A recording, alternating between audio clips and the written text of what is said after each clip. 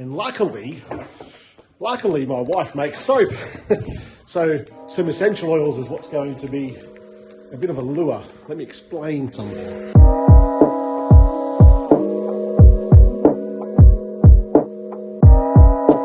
This is a nuke box that I got from the bee field days. It's made of core flute, so it's fairly weather resistant, and basically you fill it with frames. So what we're going to, with the frames that we've got in here, are brand new frames, but this here is wax, the foundation wax. It smells nice and honey-like, and the idea of this is that the bees will come in here and go, this isn't a bad place to live, and set up a hive in here. There's a small entrance, vent holes on this side, and on this side there's a small entry door, and you would open that up, give that a little bit of a gap there, open it up, the bees would go in there. But we've got to work out what actually attracts the bees to in here, and that's why I'm in here, because bees will give off this lemongrass essential oil, and they love it. The scout bees drop a pheromone, or release a pheromone, which attracts the rest of the bees, the colony, to that location. They've gone, this is a cool place to live, let's go there. And what lemongrass essential oil does is mimics that. So I need to get a cotton bud and a plastic bag and bait the trap. The downside, of course, right now is that Sarah's not here, and I really don't know where she keeps that sort of stuff. Have a look. So she would normally use the cotton buds, the Q-tips, maybe in here, for blending essential oils. That's what she would use it for. So it's not something that she uses all the time. Oh, yeah. Yes. We know. And a bag. And the idea of this is that I'll put some of the lemongrass essential oil on this. I'll put it on this and put a couple of little dots around the yellow entry door.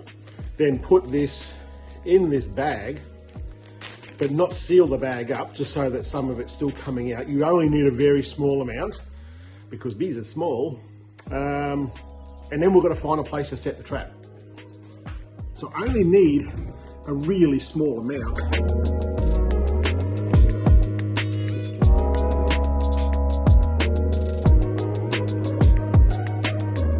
Very small amount. And then I'll put some of this around the entry and the rest in the bag. Just a couple of touches around that entryway there. Let's put a couple of drops on or just touch it on the ground inside there, really. The rest of it goes into this bag.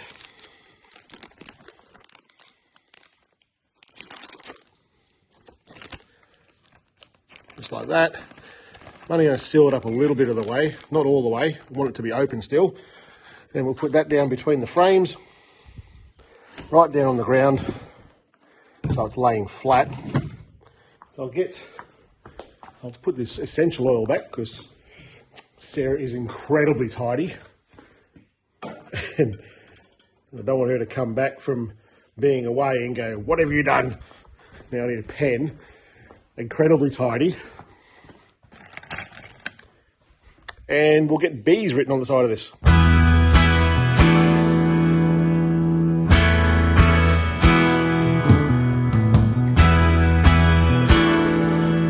Now, if you're thinking that you're watching this video and you're going to have a lot of bees caught in this video, you would be wrong, because we'll find a place to put this, and it's going to stay there for probably 2 or 3 weeks before I go and check it. Got to give the bees time to find it, go in there, start building honeycomb and court a home. And the idea of this is that once we've caught some bees, they will have built some honeycomb and hopefully start breeding into that honeycomb.